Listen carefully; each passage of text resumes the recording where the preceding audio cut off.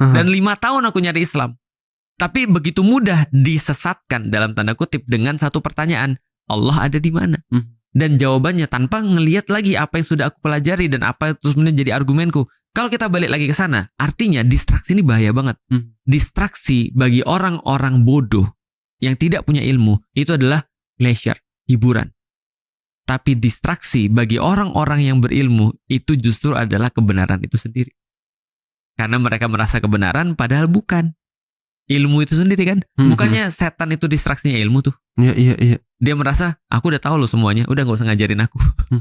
Aku udah tahu loh kalau ada nih person di sini yang paling tahu tentang Allah tuh maunya apa, itu gue, bukan lu. Gitu kan.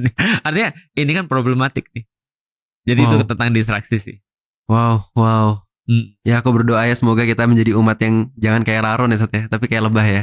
Aktivitinya baik, terus ngeluarin hal yang baik, fokus sama yang baik-baik, jangan fokus membaca belah, jangan fokus sama sesuatu yang buat kita berantem. Ya, distraksi. Dan memang ini akan terus-menerus ada sampai akhir zaman. Oh ya? Iya.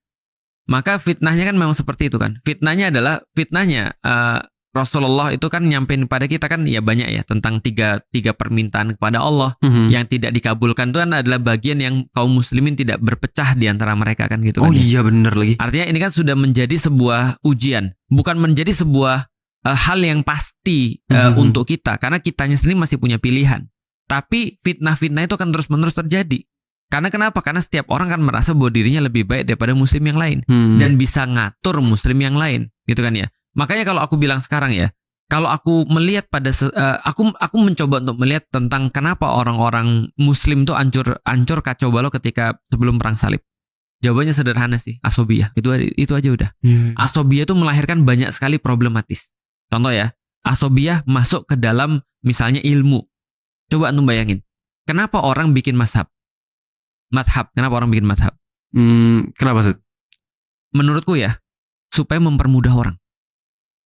Antum bayangin, Islam itu meluas wilayahnya benar-benar berkali-kali lipat dan memfasilitasi banyak banget orang mau untuk taat di dalam Islam. Jadi hasil akidah itu adalah aku mau taat sama Allah dan Rasul. Pokoknya kalau apapun yang datang kepadaku dari Allah dan Rasul, aku mau. Itu hasil daripada akidah. Setelah mereka setelah mereka punya akidah dan mau taat sama Allah, mereka perlu terikat pada hukum syara kan?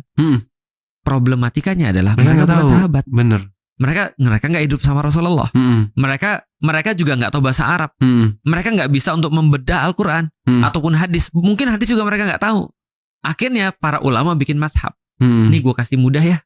Nih gue kasih mudah kayak gini caranya. Kayak gini cara. Oh, solusi bang.